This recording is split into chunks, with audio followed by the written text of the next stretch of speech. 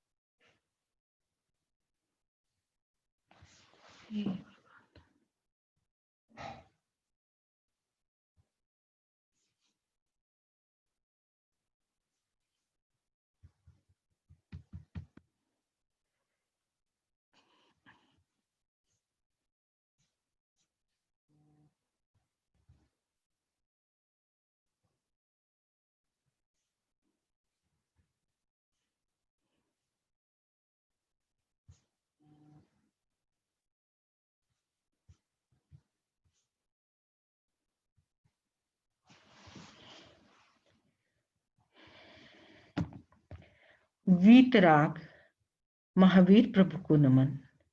अनंत शक्ति के स्रोत परम पूज्य आचार्य श्री महाश्रमण जी को नमन।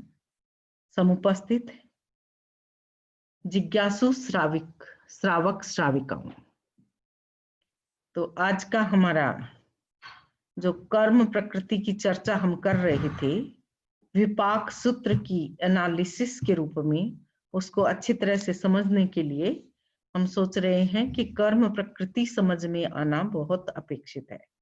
तो सबसे पहले मैं जो पिछली बार जो एक क्वेश्चन था बाकी विकास जी का, तो वो क्वेश्चन लेती हूँ।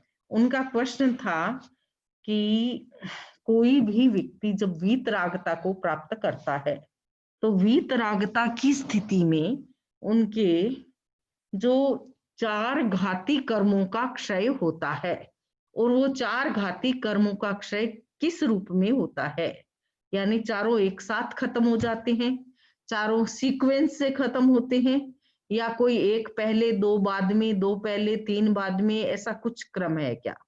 हाँ, उसका एक क्रम है।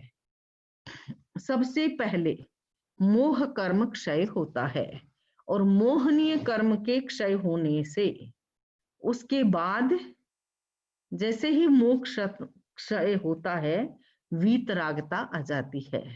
यानी मोह कर्म की मूल प्रकृति क्या है? राग और द्वेष। और राग और द्वेष को हम और आगे बढ़ाते हैं तो 4 कषाय आ जाते हैं: क्रोध, मान, माया और लोभ। ये 4 कषाय उनकी प्रकृति में आ जाते हैं। तो सबसे पहले जैसे ही वीतरागता की प्राप्ति होती है, यानी मोह कर्म क्षय हो गया। मोह कर्म क्षय हुए बिना कोई भी व्यक्ति वीतराग नहीं बनता है। तो पहले मोह कर्म क्षय होगा, फिर त्रिकर्म इक्सम तोड़ता, 3 कर्मों का एक साथ नाश होता है: ज्ञानावरणीय, दर्शनावरणीय और अंतराय। क्लियर विकास जी? जी। हाँ।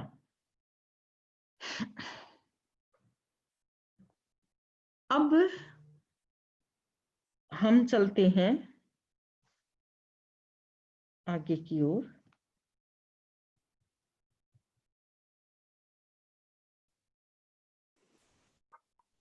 ऐसा नहीं हो सकता है कि पहले ज्ञानावरणीय कर्म क्षय हो और फिर दूसरे 3 क्षय हो? ना, ऐसा नहीं होता है। अच्छा। मोह कर्म का, क्योंकि मोह सबसे ज्यादा इंपॉर्टेंट रोल प्ले करता है, तो मोह कर्म का क्षय होने से ही फिर दूसरे कर्मों की बारी आती है। यदि अच्छा। मोह रह जाएगा, आप कभी भी कर्मों के बारे में पढ़ें, कहीं पर भी पढ़ेंगे सुनेंगे, तो हम सबसे पहले किसकी चर्चा करते हैं? राजा की। और राजा, और फिर उसके बाद सेना, सेनापति, प्रजा, प्रजापति, सभी बहुत सारे लोग हैं पीछे पीछे। तो 8 कर्मों में यदि कोई मेन चर्चा होती है तो मोह रूपी राजा की चर्चा होती है। और उसमें भी आप देखिए, क्रोध, मान, माया, लोभ, तो ये भी प्रकृतियां खपती है, ये भी मोह कर्म के अंतर्गत ही है। तो ये जब इनका नाश होता है तो लोभ सबसे लास्ट में जाता है, लोभ जी। सबसे। और उसके बाद, और उसमें कोई बहुत बड़ा अंतर नहीं रहता है, जैसे पहले इनका क्षय हुआ और उसके बाद तीनों कर्म एक साथ टूटते थे। Okay, thank you. तो हमने पिछली क्लास में यही, क्योंकि जब हम जो विपाक सूत्र हमने पढ़ा है, अभी थोड़ा सा सुख विपाक थोड़ा सा बाकी रहा है, लेकिन उसके सारे चैप्टर एक जैसे ही है, तो मैंने सोचा कि बीच में हम एनालिसिस जब करेंगे तो हमको कर्म प्रकृतियों की जानकारी होनी चाहिए। कर्म प्रकृति नहीं समझेंगे तो हम फिर उनको अच्छी तरह से, और आप सोनल बेन का भी एक क्वेश्चन था कि भी कैसे कैसे कर्म की प्रकृतियां होती है, तो मैंने सबसे पहले तो ये मैपिंग किया कि मूलतः 9 प्रकृति है, 8 प्रकृति, 8 में फिर उनके अलग अलग अवान्तर भेद कर दिए। ज्ञानावरणीय के 5, दर्शनावरणीय के 9। तो हमने ज्ञानावरणीय की चर्चा कर ली है पिछली क्लास में, और किसी का बाकी रहा हो तो वो पीछे से सुन सकते हैं। और फिर उसके बाद वेदनीय की 2, मोहनीय की वैसे 2, दर्शन मोहनीय, चारित्र मोहनीय, लेकिन उसके और भी अवान्तर भेद हो जाते हैं। और आयुष्य की 4, नरक आयुष्य, त्रियंच आयुष्य, मनुष्य आयुष्य, देव आयुष्य। नाम कर्म की 2, गोत्र कर्म की 2 और अंतराय कर्म की 5 प्रकृतियां: दान, लाभ, भोग, उपभोग और वीर्यांतराय। तो इस प्रकार हमने ये 31 प्रकृतियों की चर्चा की। लेकिन यहीं पर ये प्रकृति का खेल नहीं रुकता है, उसके बाद भी हम आगे जाते हैं, और ये चर्चा हमने कर ली है पिछली क्लास में। और अब आज हम चर्चा करेंगे दर्शनावरणीय कर्म की।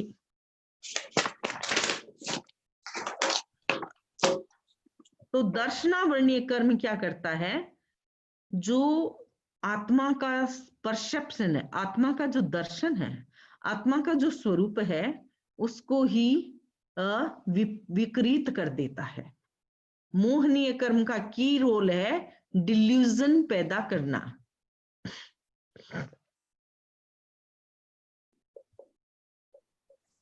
तो ये डिल्यूजरी है।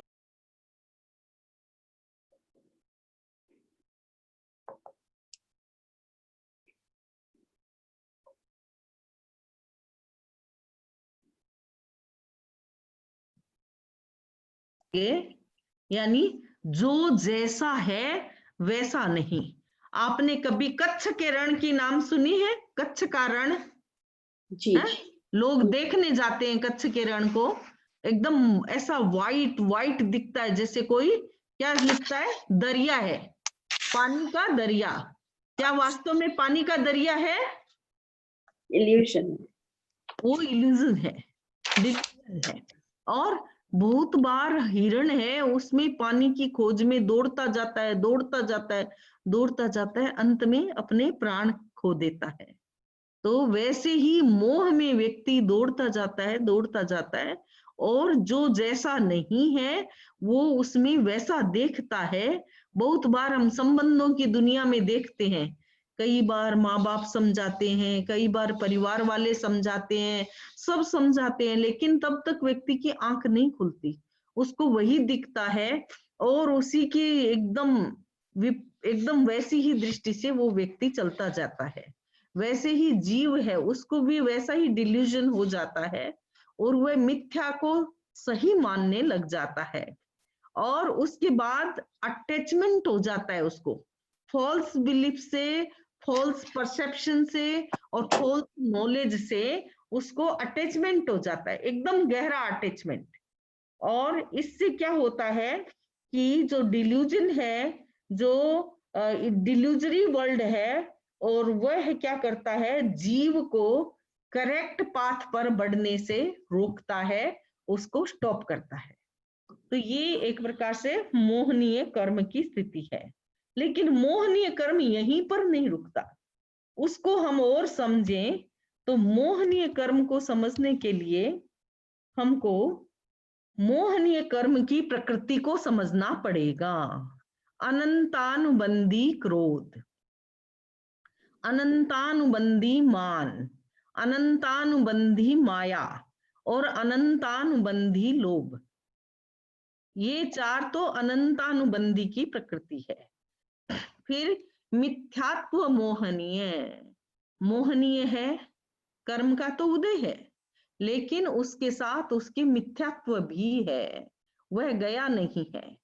फिर जिसको मिथ्यात्व तो चला गया है और उसके सम्यक्त्व आ गया, लेकिन मोहनीय कर्म का उदय है। सम्यक्त्व आने के बाद भी मोहनीय कर्म तो चालू रहता है ना, चौथे गुणस्थान, पांचवें गुणस्थान, छठे गुणस्थान श्रावक को भी है, साधु को भी मोहनीय है, उसके बाद सातवें गुणस्थान में भी है, आठवें में भी है। तो ऐसे करके आगे तक जाता है, जब तक वीतरागता नहीं आती है तब तक वह सम्यक्त्व मोहनीय में चलता है। और जब उसके सम्यक्त्व और मिश्र दोनों प्रकार का मोहनीय, यानी मिश्र मोहनीय, उसमें सम्यक्त्व मिथ्यात्व के उजले पुंज और काले पुंज दोनों प्रकार के पुंज मिले रहते हैं, तो उस समय मिश्र मोहनीय होता है। तो ये मोहनीय कर्म की 7 प्रकृति है। तो ये दर्शन सप्तक, जब तक इनका क्षय, क्षयोपशम आदि कुछ न स्थिति बने, तब तक व्यक्ति को पूरा समक्यत्व लाभ नहीं होता। अब इसमें हम और समझें कि कसाय के जो सब डिवीजन है और वो कैसे हो सकते हैं, यानी अनंतानुबंधी। इसको हम ऐसे समझ सकें कि वो निरंतर चलता रहता है, निरंतर चलता रहता है। और इसमें हम कोई एक उदाहरण लें कि कोई भी व्यक्ति, इसकी कोई भी ऐसा उदय हो गया है और वैसी स्थिति बन गई, तो वैसे व्यक्ति कभी भी वैसे व्यक्तियों से क्षमा याचना नहीं करेंगे। वो कहेंगे मैं सबसे कर सकता हूं, लेकिन उनको नहीं कर सकता, उनको मैं माफ नहीं कर सकता। तो क्योंकि उनके वो अनंतानुबंधी चलता रहता है, चलता रहता है, चलता रहता है। फिर है अप्रत्याख्यान।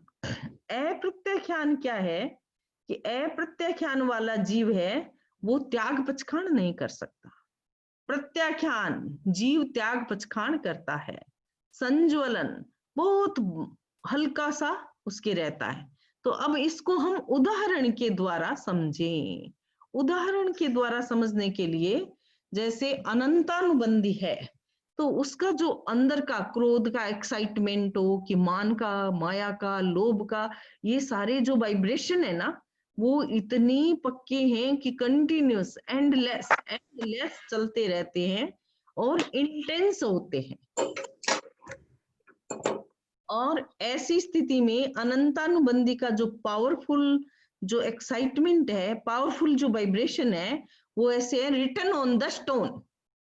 उसको कोई भी जल्दी से स्टोन पर जो कार्विंग हो गई, आप देखिए हजारों नहीं लाखों बरस भी बीत जाते हैं।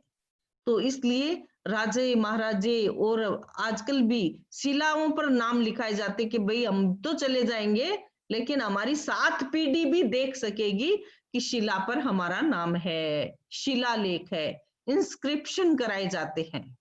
और इसमें कसाय इंटेंस रहता है और व्यक्ति का माइंड है वो ट्रुथ की ओर नहीं, यानी वो सत्य के सम्मुख होता ही नहीं है। तो ऐसे व्यक्ति के भीतर वैसी कोई प्योर ज्ञान की, दर्शन की, जानने की अभिरुचि वैसी उसमें जागृत नहीं होती है। और इसमें जो ये कसाई की इंटेंस स्थिति है, उसमें राइट परसेप्शन है यानी सम्यक दर्शन है, वो अचीव नहीं किया जा सकता। अब है अप्रत्याख्यान। ये दर्शन मोह की प्रकृति है। तो इसमें क्या है, सेकंड स्टेज है और इसमें भी ऐसे तो इंटेंस ही है, और वो इंटेंसिटी है कि आप उसको आप देखें कि धरती पर किसी ने एक लाइन खींच दी। धरती पर जैसे किसान हल जोतता है तो वो एक पूरा लाइन खींच देता है, लेकिन उस इंटेंस कसाई को कोई भी व्यक्ति बहुत गहरी मनोदशा से, एफर्ट से उसको पूरित कर सकता है और उसको मिटा सकता है। और उसके बाद आती है कि इसमें जब तक ये व्यक्ति इस स्थिति में रहता है तो उस स्थिति में वह कोई भी प्रकार के व्रत की स्थिति में नहीं जाता। इंटेंशन यानी वो इतनी ऑब्जर्व है, इतनी हैवी है उस पर कि वो उसके इन प्रभाव से किसी भी प्रकार का, उसको आप कहेंगे कोई त्याग पचखान ले लो, कुछ समझाना चाहे तो वो कहेगा नहीं नहीं नहीं, I don't think it is a cup of tea for me, I don't want to, मुझे ये नहीं करना है, मैं नहीं करना चाहता। तो वैसे देखिए बहुत सारे लोग हैं उनको त्याग की नाम से ही चिढ़ उठती है, उनको हम किसी प्रकार से समझा नहीं सकते क्योंकि उनके अप्रत्याख्यानावरण का भारी उदय है। आपने ऐसे व्यक्ति भी होंगे जैन परिवार में जन्म लिया, किसी दूसरे फैमिली में तो हम ऐसे ही कहेंगे कि भाई वो तो दूसरे फैमिली के हैं, दूसरे रिलीजन में इतनी त्याग पचखान की बात नहीं है, लेकिन जैन फैमिली में भी होकर के उनको त्याग पचखान की बात ध्यान में नहीं आती, वो नहीं करना चाहते। फिर है प्रत्याख्यान। तो ये तीसरी स्टेज है और इसमें पहले से 2 से काफी माइल्ड हो जाता है और इसमें कसाई की एक लिमिट हो जाती है, और माइल्ड कसाई होने से वो व्यक्ति धीरे धीरे थोड़ा तैयार होता है, और उसकी हम एक तुलना कर सकते हैं कि जैसे बालू की ऐसे मिट्टी की रेखा है, उसमें आपने एक रेखा खींची है तो वो रहेगी, लेकिन आप उसको थोड़ा सा भी इंटेंशन प्रयत्न करें तो उसको आप मिटा सकते हैं। तो ये प्रत्याख्यान, तो यहां से छोटे छोटे त्याग, छोटी छोटी त्यागमयी प्रवृत्ति शुरू हो जाती है। फिर है संज्वलन कषाय। तो ये संज्वलन है वो बहुत माइल्ड है, और उसके लिए आपको पता होगा क्या कहा जाता है। इसके लिए कहा जाता है कि ये कषाय है जैसे पानी में रेखा खींचो। यदि एक गिलास आप देखो, एक बड़ा धामा आप ले सकते हैं और उसमें पानी में लाइन खींचे, आप आगे लाइन खींचते जाएंगे, पीछे लाइन भरती जाएगी। तो वैसी स्थिति है, कषाय बहुत माइल्ड हो गए हैं, अटैचमेंट बहुत कम हो गया है, और ऐसे लगता है कि वो बहुत शीघ्र ही डिटेच हो सकता है। तो ये संज्वलन कषाय। अपन देखते हैं कि एक ही घर में एक बच्चा गलती करके आता है तो माँ डांटती है अलग ढंग से, पापा डांटते हैं अलग ढंग से, और दादा डांटते हैं अलग ढंग से। अलग अलग रूप में माँ पापा दादा सभी डांटते हैं। तो आप देखेंगे कि भाई ये अलग अलग रूप से कैसे हुआ। अलग अलग रूप से ऐसे हुआ कि जिसकी जैसी कषाय की इंटेंसिटी है। एक ने बहुत जोर से डांटा, एक ने कहा कोई बात नहीं आगे ध्यान रखना, और तीसरे ने आव देखा न ताव एक थप्पड़ लगा दिया। तो आप देखिए तीन ही व्यक्तियों ने तीन ही प्रकार के रिएक्शन दिखाए, और किसी के अनंतानुबंधी का है उदय, किसी के प्रत्याख्यान, किसी के अप्रत्याख्यान, और किसी ने कहा don't worry be aware next time, चौथे ने ऐसे कह दिया। तो इस प्रकार ये इंटेंसिटी माइल्ड होती गई, माइल्ड होती गई, और जितना जितना कषाय का विलय हुआ वैसे वैसे ये स्थिति बनती है। अब हम चर्चा करेंगे कि ये जो स्थिति है और इसके साथ जो मैंने दर्शन सप्तक यानी अनंतानुबंधी की चार प्रकृति, दर्शन मोहनीय, मिथ्यात्व मोहनीय और मिश्र मोहनीय, यानी मिथ्यात्व मोहनीय, दर्शन मोहनीय यानी सम्यक्त्व मोहनीय और मिश्र मोहनीय। तो ये सात प्रकृतियों का जब क्षय होता है, क्षयोपशम होता है, तो उस स्थिति में व्यक्ति को निश्चय रूप से सम्यक दर्शन आता है। व्यवहारिक रूप से हम सम्यक दर्शन की चर्चा करें तो कहेंगे कि देवगुरु धर्म के प्रति जो जिसकी जानकारी हो जाती है, या जो देवगुरु धर्म को स्वीकार कर लेता है, उसको भी व्यवहारिक सम्यक्त्व कहा गया है। फिर हम ये भी जानते हैं कि जो व्यक्ति नौ तत्व की ओढ़ खान कर लेता है, नौ तत्व को समझ लेता है, वहां पर भी हम सम्यक दर्शन की बात कर लेते हैं। तो वह भी एक तात्विक परिभाषा हो गई है। लेकिन मूल रूप से निश्चय नय की दृष्टि से ये दर्शन सप्तक यानी चार अनंतानुबंधी क्रोध मान माया लोभ की चौकड़ी, और ये मिथ्यात्व मोहनीय, सम्यक्त्व मोहनीय और मिश्र मोहनीय, ये त्रिक यानी ये सात का जब क्षय क्षयोपशम स्थिति आती है तब हमारा सम्यक्त्व क्लियर होता है। अब मैं चर्चा करूंगी कि वेदनीय कर्म की दो प्रकृति है।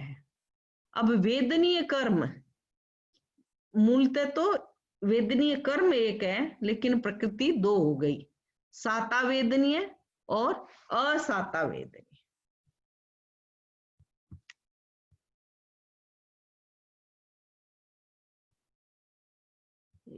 यहाँ असाता आएगा,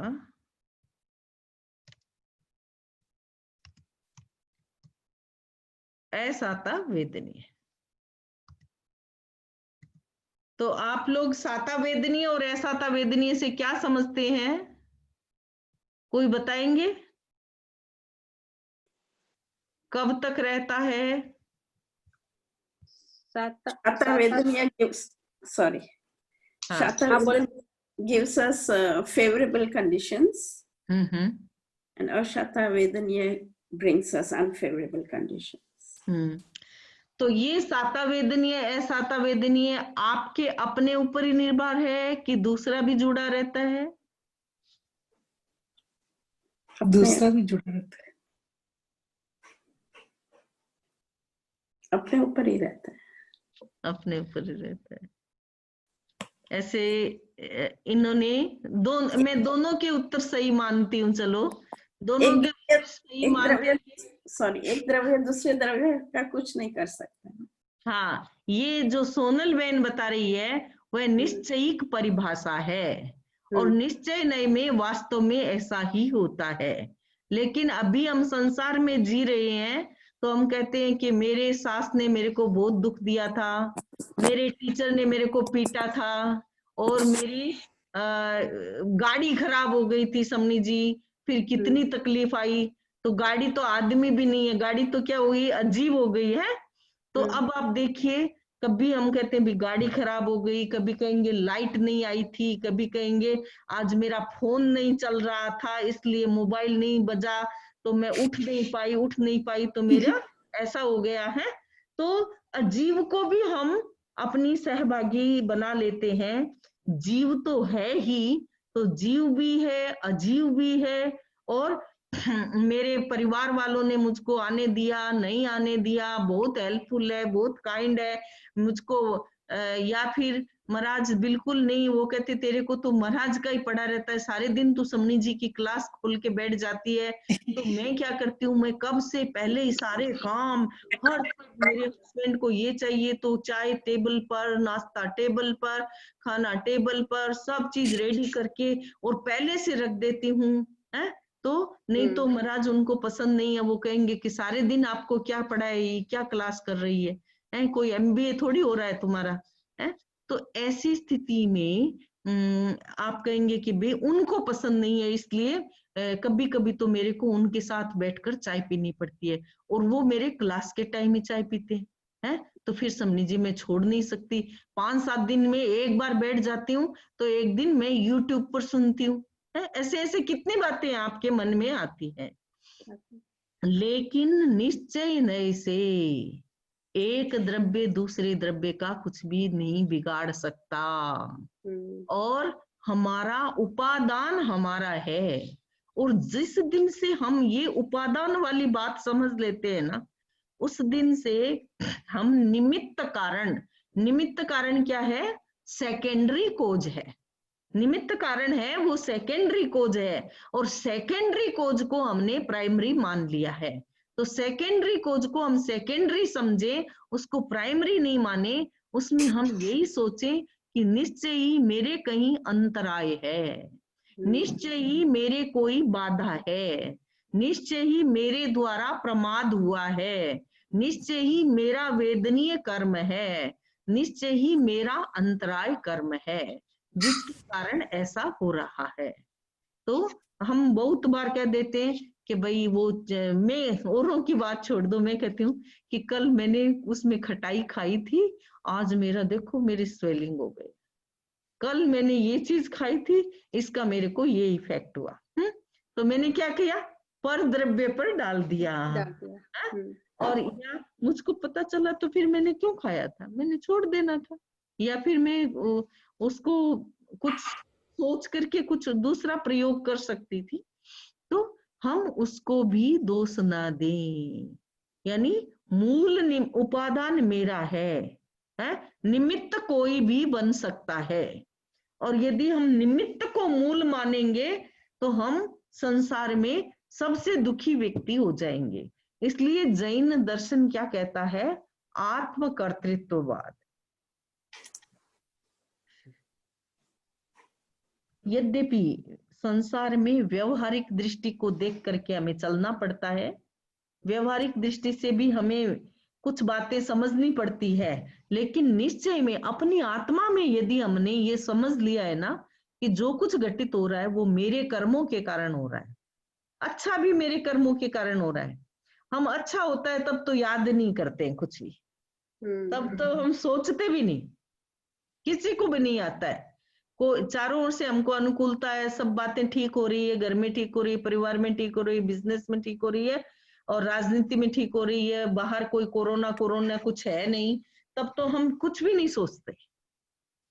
हमको ये हम सोचते नहीं कि उपादान का है, मेरा है कि दूसरों का है कि निमित्त का है। निमित्त भी बड़ा कारण है। अब जैसे किसी के हस्बैंड है, वो उसको धर्म करने देते, किसी के हस्बैंड नहीं करने देते। लेकिन ऐसा नहीं है कोई किसी का धर्म स्टॉप करवा दे। जिसकी आत्मा में धर्म है ना, तो वो मान लो मुंह बंद करके एक सामायिक नहीं ले सकता, लेकिन भाव रूप में तो वो धर्म कर ही रहा है। भाव से कोई किसी को छुटा नहीं सकता, भाव से कोई किसी को बंधा नहीं सकता। आप सबको याद है ना भगवान महावीर की जो कहानी है, कौन सी? श्रेणिक सम्राट ने कहा कि मेरी नरक कैसे टल सकती है कि तुम एक सामायिक खरीद के लाओ। तो सामायिक तो ट्रांसफर नहीं हो सकती। आप अपना जो भी धन है वो आप सोचते हैं कि भाई बड़े बेटे को इतना दूंगी, छोटे बेटे को इतना दूंगी, बेटी है तो उसको दूंगी, ऐसे ऐसे अपने हिसाब से सब ऐसे मन में सब प्लान करते हैं। कोई भी माँ बाप है, किसके पास भी थोड़ा भी कुछ है तो वो प्लान करके कि मेरे को इतना इतना देना है। और धर्म आप इतना किए, क्या कभी आप सोचते मैं कुछ दे के जाऊंगा? कोई भी सोचते? नहीं सोचते।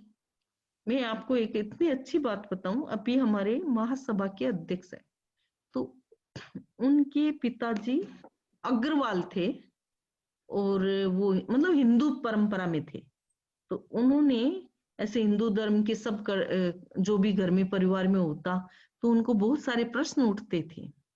फिर सोचा कि देखो मैं तो इसमें जन्मा हूं, पर मुझे इसमें तो नहीं मरना है, क्योंकि मुझे थोड़ा कुछ और, मेरा इंटेलेक्चुअल पावर है ना वो इससे शांत नहीं होता है, मुझे कुछ और चाहिए।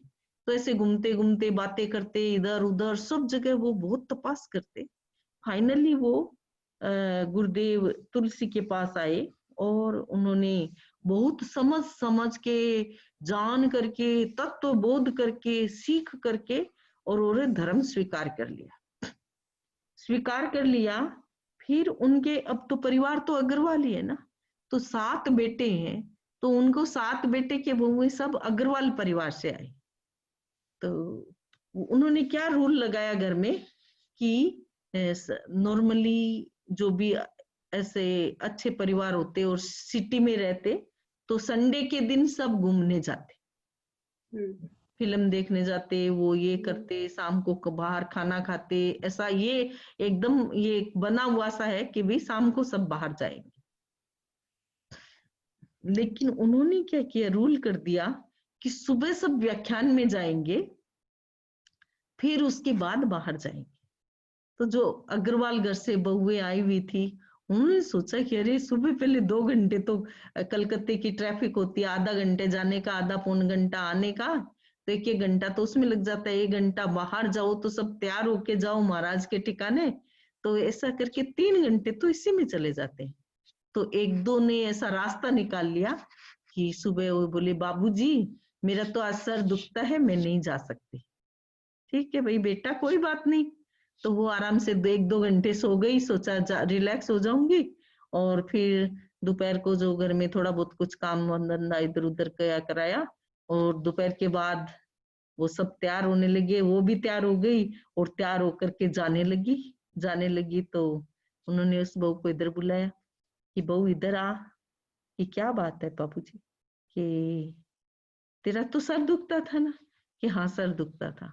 तो कि सर तो दुखता था, तो अभी मैंने ना गोली लेके सो गई थी तो मेरा ठीक है, पर देखो ये हमारे घर का टैक्स है कि जो सुबह व्याख्यान में नहीं जाता उसको शाम को मूवी और बाहर खाना भी नहीं जाना है। तो बेचारी तैयार हुई अपना जैसा वो नहीं जाए तो उसका हस्बैंड को भी नहीं जाना है, तो वो वापस आ गए अपने रूम में। तो कोई किस बार 2 जन ने ऐसा किया, कभी 3 जन ने ऐसा, 7 बहुएं थी। लेकिन जब सबको ये क्लियर हो गया कि बाबूजी का इंटेंशन क्या है, और जब उन्होंने अपने धन की 7 बेटों में बंटवारी की, क्योंकि उनकी फैक्ट्रियां ऐसे बड़ा संपन्न परिवार है, तो उन्होंने सब पांति कर दी अपने हाथ से और कहा देखो ये तो मेरा ऐसा धन है जो मैं दे रहा हूं, सबके अपने अपने भाग्य से, कोई इससे फैक्ट्री से मिल लगा देगा, कोई फैक्ट्री को भी बंद कर लेगा, कोई फैक्ट्री से दुकान में चला जाएगा, और कोई फैक्ट्री दुकान सबको बेच लेगा, पता नहीं जिसके जिसके भाग्य में जैसा है। पर मैं इसके साथ आपको मेरे धर्म की भागीदारी भी देता हूं। मैंने बहुत समझ करके, खोज करके, मेरे जीवन में सबसे कोई कीमती मैंने कमाई की है तो धर्म की कमाई की है। और मैं इस बंटवारे के साथ आप सबको 12 व्रती बनाना चाहता हूं, तो मैं वो भी आपको देना चाहता हूं। और मैं कहता हूं कि मैंने तो कितनी कितनी जगह जाकर के समझा, देखा, कितने गुरुओं से आधी आधी रात चर्चा की, और तब जाकर के मेरे को ये धर्म मिला। और अब मैं आपको कहता हूं कि आप मेरे जितना एफर्ट कर नहीं सकते, तो मैं आपको यही कहता हूं कि इस देव गुरु धर्म रूपी रत्न को संभाल के रखना और तुम्हारी अगली पीढ़ी को भी देना।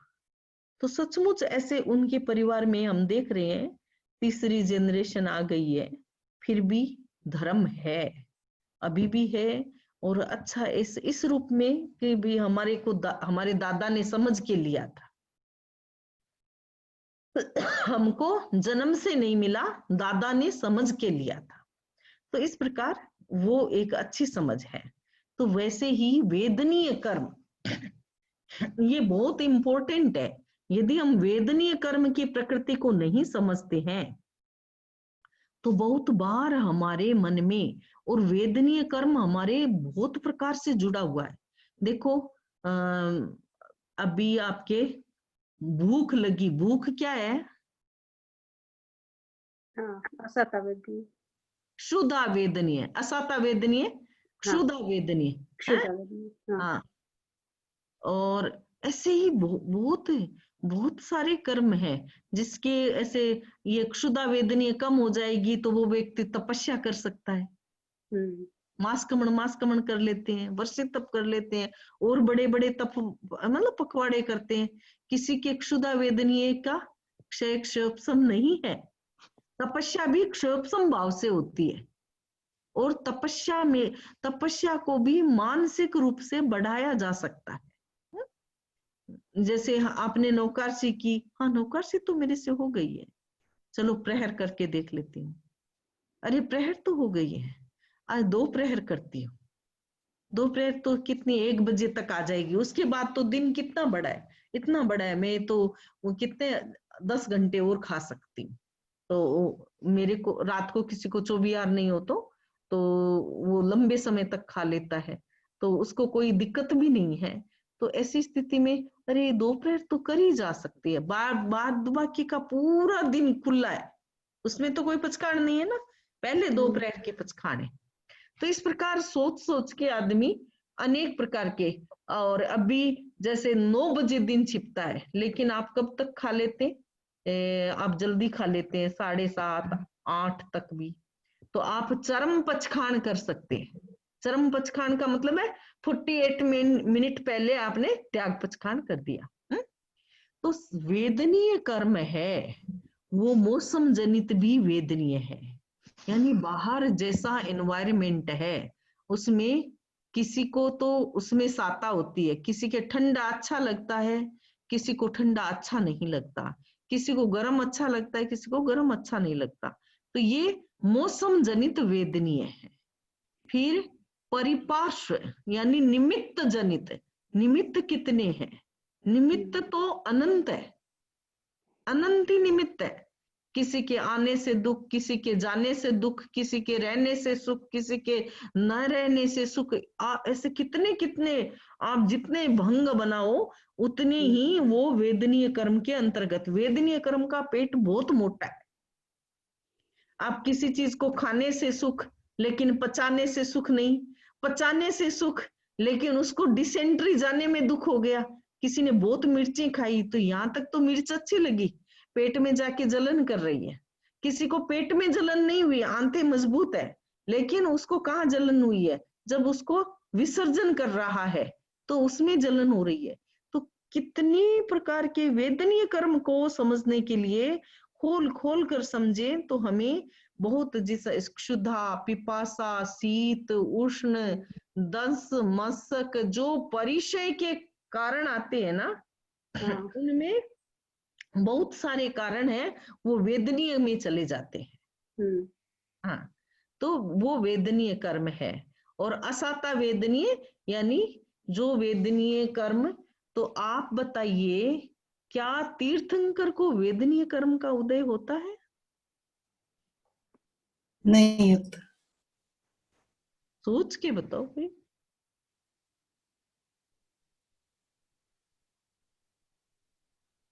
विकास जी, नहीं होता है, होता। होता है होता है। लेकिन वो खुद के स्वभाव में रहते हैं, इसलिए उनको महसूस नहीं होता। अच्छा,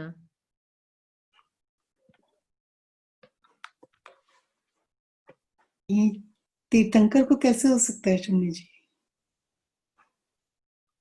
देखो, तीर्थंकर पद प्राप्त करने के बाद भी भगवान महावीर को आप देखिए तेजोलेशा छोड़ दी थी। किसने? गौशालक में। गोशालक ने। और गोशालक ने तेजोलेशा छोड़ी तो भगवान महावीर के शरीर झुलस गया था। उन्होंने अपने को बचाने के लिए, कोई उनके पास तो बहुत शक्ति थी, लेकिन वापस उन्होंने शक्ति को फोड़ करके अपने आप को नहीं बचाया है। तो उस समय उनके पांव वगैरह झुलस गए थे। तो उनको ये आश्चर्य ही है, वैसे तीर्थंकरों को होता नहीं है, लेकिन भगवान महावीर के जीवन में कई आश्चर्य हुए, और कई आश्चर्य में भगवान महावीर के एक ये वेदना का भी एक आश्चर्य है कि उनको ऐसी वेदना हुई। नहीं तो तीर्थंकर का निराबाद उसको कोई वेदनीय होती नहीं है, लेकिन इनको वेदनीय हुई है। लेकिन तीर्थंकर को साता वेदनीय सदैव रहती है। हाँ, तो वेदनीय कर्म के दो प्रकार हैं, साता वेदनीय और असाता वेदनीय। और देखो कई कई लोगों का, कई कई आचार्यों का, कई कई ऐसे साधु सत्यों का इतना वो अपना मतलब तप का प्रभाव होता है, जैसे विहार करते हैं। एक हमारे आचार्य ऋषि राय जी महाराज, वो जब विहार करते तो पता नहीं एकदम जेठ आषाढ़ में भी उमड़ घुमड़ कर बादल आ जाते, सूरज के आगे बादल आ जाते। तो कहते हैं कि वो कभी भी विहार करते तो धूप रहती नहीं थी। तो अपना अपना भी प्रत्येक व्यक्ति का पुण्य पाप भी होता है। तो वेदनीय कर्म भी हमारा अपना है, ये निश्चय भाषा है। लेकिन व्यवहार नए से देखें तो हम एक दूसरे के साता वेदनीय और असाता वेदनीय में निमित्त बनते हैं, और निमित्त को हम निमित्त ही मानते रहे तब तक ठीक है। निमित्त को उपादान मान लेने से हम भारी दुख में चले जाते हैं। इसलिए हमें भारी किसी प्रकार का गहरे दुख में नहीं जाना है। उपादान उपादान समझे, यानी उपादान मेरा अपना है, और निमित्त किसी भी कारण से हो सकता है, मौसम से हो सकता है, फर्श से हो सकता है, खाने पीने से हो सकता है, यात्रा से हो सकता है, किसी के आने से हो सकता है, किसी के जाने से हो सकता है। तो वो तो अनंत द्वार खुले हैं। वंदना शम्मी जी, उपादान क्या होता है? उपादान का मतलब है मूल कारण। एक तो होता है प्राइमरी कोज, एक होता है सेकेंडरी कोज। तो प्राइमरी कोज हुआ उपादान, और सेकेंडरी कोज हुआ निमित्त। जैसे हमने कहा भी मेरी सासू ने मेरे को बहुत दुख दिया, तो मेरी सासू तो मेरे साथ उसका इतने वर्ष का संयोग है, उतने वर्ष दे देगी।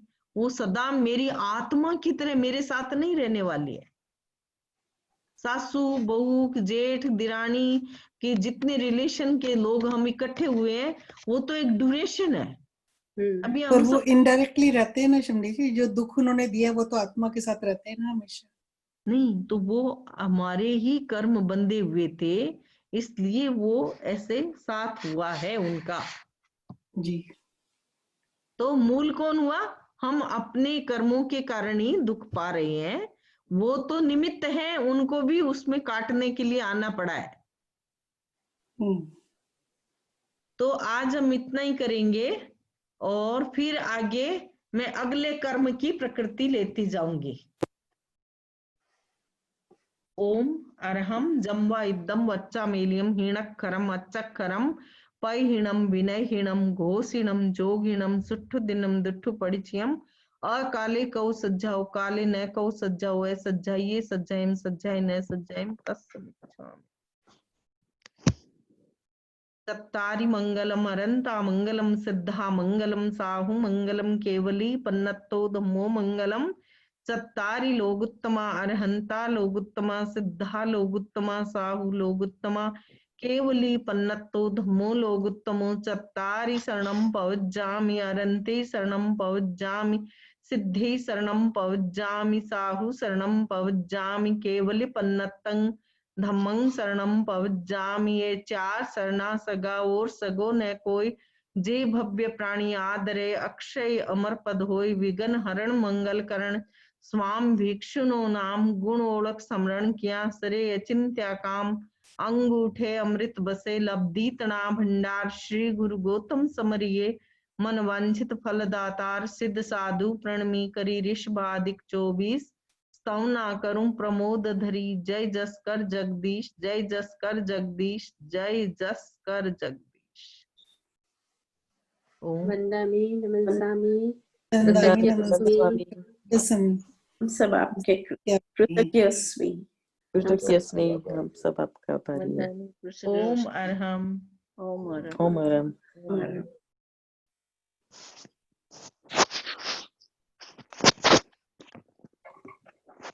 क्वेश्चन નથી, ક્વેશ્ચન આન્સર નથી।